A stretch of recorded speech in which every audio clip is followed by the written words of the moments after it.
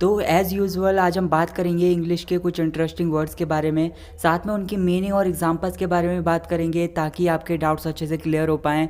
So video को last तक देखते रहिए और मुझे इंस्टाग्राम पर भी फॉलो कर लीजिए, वहाँ पर भी मैं कुछ ना कुछ करता रहता हूँ। So hello guys, I'm Nick and welcome back to my YouTube channel let me flow.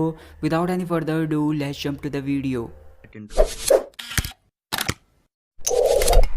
तो हमारा फर्स्ट वर्ड है इंडिग्नेंट। इसका मतलब होता है बहुत ज़्यादा क्रोधित या फिर बहुत ज़्यादा गुस्से में, या फिर आप बोल सकते हैं गुस्सैल टाइप में। चलिए एग्जांपल लेते हैं। She was indignant because of child's way of talking. मतलब बच्चे के बोलने के तरीके की वजह से वो बहुत ज़्यादा क्रोधित थी या फिर बहुत ज़्यादा गुस्से में थी। She was indignant because of child's way of talking. एक और एग्जांपल है, I asked her to go out but she gave me an indignant reply। मतलब मैंने उससे बाहर जाने के लिए पूछा लेकिन उसने बहुत ज़्यादा गुस्से में जवाब दिया। I asked her to go out but she gave me an indignant reply। हमारा नेक्स्ट वर्ड है फीबल। इसका मतलब होता है बहुत ही ज़्यादा कमज़ोर या फिर दुर्बल, या फिर जिसमें जान ही ना हो, या फिर आप ये बोल सकते हैं कि जो विश्वास करने योग्य ना हो। चलिए एग्जांपल लेते हैं। It's your feeble excuse not to give me money. मतलब मुझे पैसे ना देने का ये तुम्हारा बेजान बहाना है। It's your feeble excuse not to give me money. हमारा नेक्स्ट वर्ड है कंटेजियस डिजीज़। इसका मतलब होता है छुआछूत की बीमारी, मतलब जो बीमारी छूने से ही फैल जाती है। चलिए एग्जांपल लेते हैं। Corona virus is a contagious disease. मतलब कोरोना वायरस एक छुआछूत की बीमारी है। Corona virus is a contagious disease. एक और एग्जांपल है, to fight with this contagious disease we need to maintain 1 metre distance from everyone. मतलब इस छुआछूत की बीमारी से लड़ने के लिए हमें हर किसी से 1 मीटर की दूरी बनाए रखने की आवश्यकता है।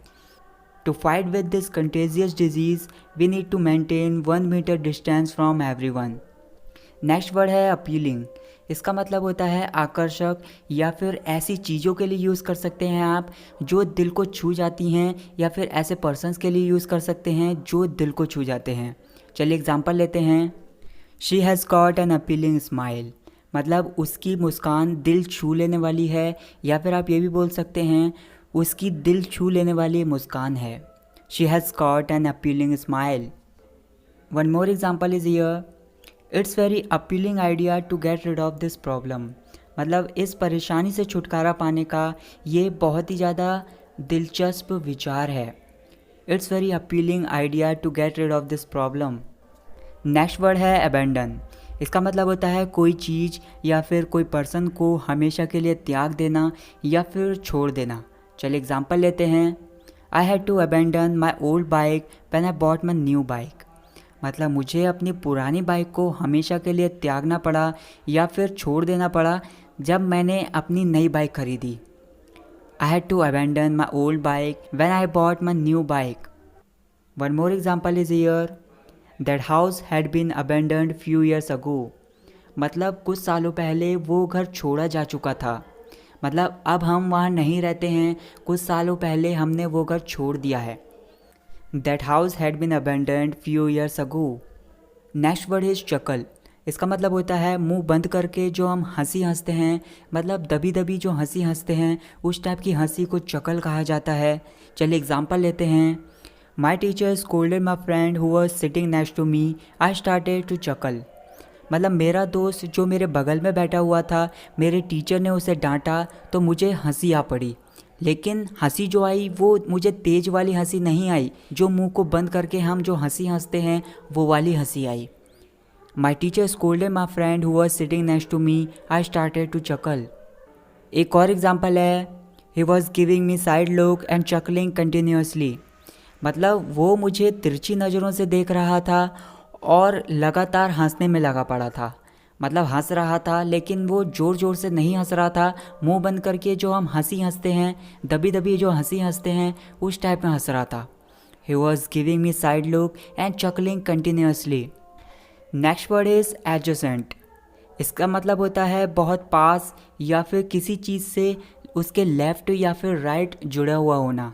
चलिए एग्जांपल लेते हैं, उससे आप अच्छे से समझेंगे। I booked a hotel in Goa that was adjacent to the beach. मतलब गोवा में मैंने एक होटल बुक किया, वो बीच के बिल्कुल पास था या फिर बीच से बिल्कुल जुड़ा हुआ था। I booked a hotel in Goa that was adjacent to the beach. एक और एग्जांपल है, my neighbour lives inside the house that's adjacent to my house.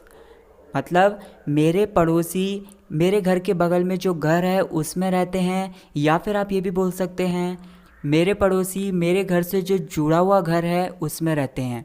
My neighbour lives inside the house that's adjacent to my house. Next word है significant. इसका मतलब होता है महत्वपूर्ण या फिर उद्देश्यपूर्ण। चलिए एग्जांपल लेते हैं। Is there any significant reason she gave me smile. मतलब वो मुझे देखकर मुस्कुराई, क्या इसका कोई महत्वपूर्ण कारण है? Is there any significant reason she gave me smile. एक और एग्जांपल है, it's a significant amount of money that you have contributed. मतलब ये एक महत्वपूर्ण राशि है जो आपने सहयोग दिया या फिर जिसका आपने योगदान दिया। It's a significant amount of money that you have contributed. Next word is desperately. इसका मतलब होता है बहुत ज़्यादा हताश होकर या फिर बहुत ज़्यादा निराश होकर, या फिर आप बोल सकते हैं निराशापूर्वक। चलिए एग्जांपल लेते हैं। Whatever he had crammed up for exam didn't appear in question paper, he was desperately looking for someone to help him. मतलब जो कुछ भी उसने पेपर के लिए रटा था वो कुछ क्वेश्चन पेपर में नज़र ही नहीं आया, इसलिए वह निराशापूर्वक किसी को ढूंढ रहा था कि उसकी कोई मदद करे। Whatever he had crammed up for exam didn't appear in question paper, he was desperately looking for someone to help him. एक और एग्जाम्पल है, he was out of pocket so he desperately asked me for money. मतलब उसके पास बिल्कुल भी पैसे नहीं थे, इसलिए उसने निराशापूर्वक मुझसे पैसे मांगे। ही was out of pockets so he desperately asked me for money. Next word है आइडेंटिकली। इसका मतलब होता है हूबहू एक जैसा या फिर एक जैसी या फिर समानतापूर्वक। चलिए एग्जांपल लेते हैं। We all dress identically in school. मतलब स्कूल में हम बिल्कुल एक जैसी ड्रेस पहनते हैं। We all dress identically in school. एक और एग्जांपल है, they both are identically same. मतलब वे दोनों बिल्कुल एक जैसे हैं। They both are identically same. Next word है अहेड ऑफ। इसका मतलब होता है आगे। चलिए एग्जांपल लेते हैं।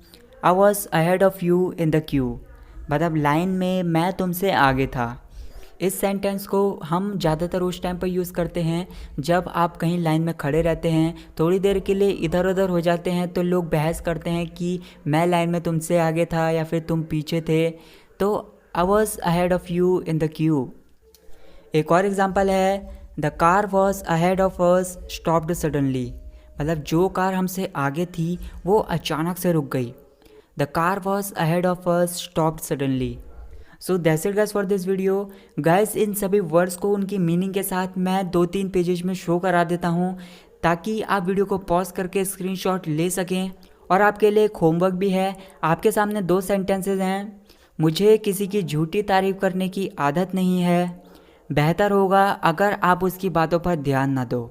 गाइस इन दोनों सेंटेंसेस को ट्रांसलेट करके मुझे कमेंट सेक्शन में बताइए ताकि मुझे भी तो पता चले मेरी वीडियोस कौन केयरफुली देखता है। अगर आपको फिर भी कोई प्रॉब्लम आ रही है तो इन दोनों सेंटेंसेस को मैंने अपनी पिछली वीडियो में लिया है, तो मेरी उस वीडियो को आप देख सकते हैं। उस वीडियो का लिंक इस वीडियो के डिस्क्रिप्शन बॉक्स में मिल जाएगा, आपको वहाँ से जाके चेक कर सकते हैं। सो गाइज़ आपको वीडियो कैसी लगी मुझे कमेंट सेक्शन में ज़रूर बताएं और वीडियो को लाइक करना ना भूलें because it really motivates me to make more videos like this. Thanks for watching this video guys. See you in the next video. जय हिंद, जय भारत।